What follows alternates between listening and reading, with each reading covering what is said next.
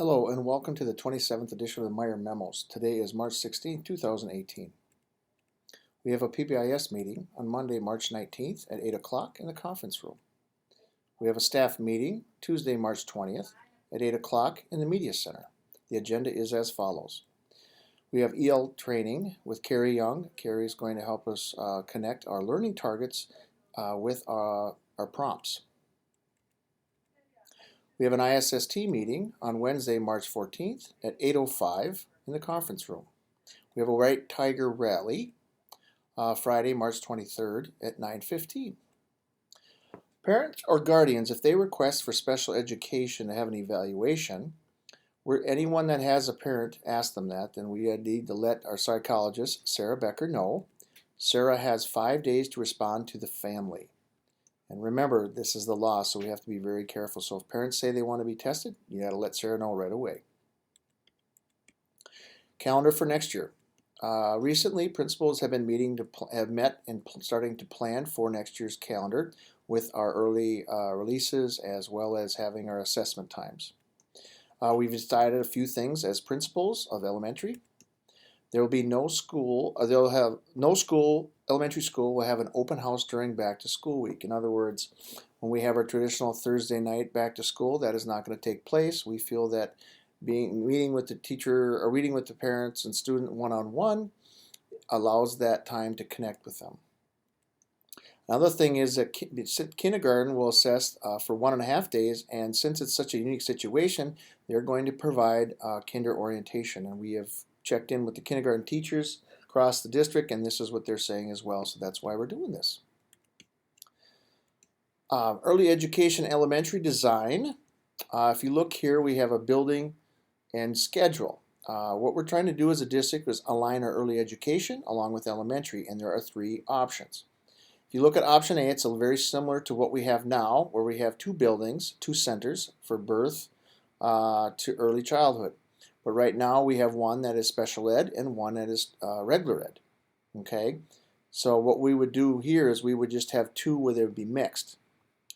Option B would have 1 center for all kindergarten students and early childhood, and they would have that would be the option. Option C would be that every elementary school would have a preschool, and then they would have the things that need to go with that. Okay, so that's the building and the schedule. And then if you look, they share this as well in regards to the oversight and staffing for all 3 models, allocating resources for all 3 models, educational delivery models, the service and programs for all 3, the relationship and expectation of management for X3, and the assessment, professional development, and philosophy for all 3. This is in the feedback stage. Teachers are invited to attend our district instructional team meeting on April 11th to share insights, questions, or concerns. BAS/MAP alignment document.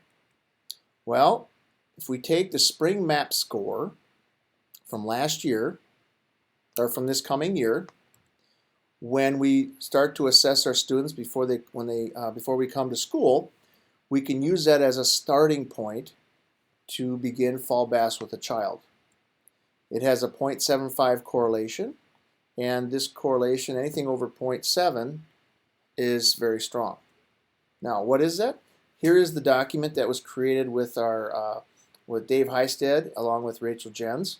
So, for example, if you have a 3rd grader who in 3rd grade this coming fall who scored 156, then when you're assessing for the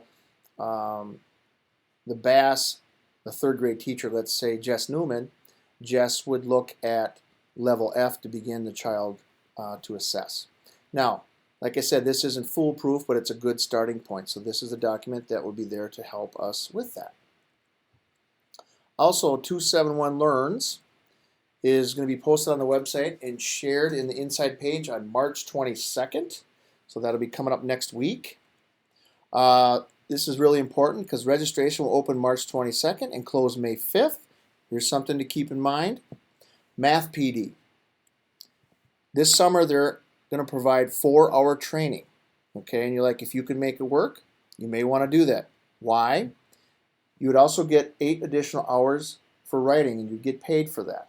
On top of that, you will this 4-hour training that we all need is going to take place during workshop week.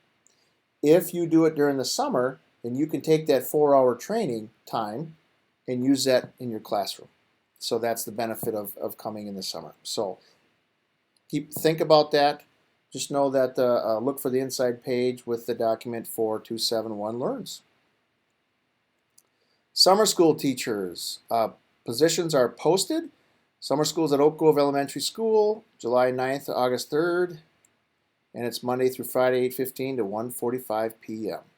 Have any questions? Let me know. There'll be more information to come. Thank you for another great week, and have a wonderful weekend.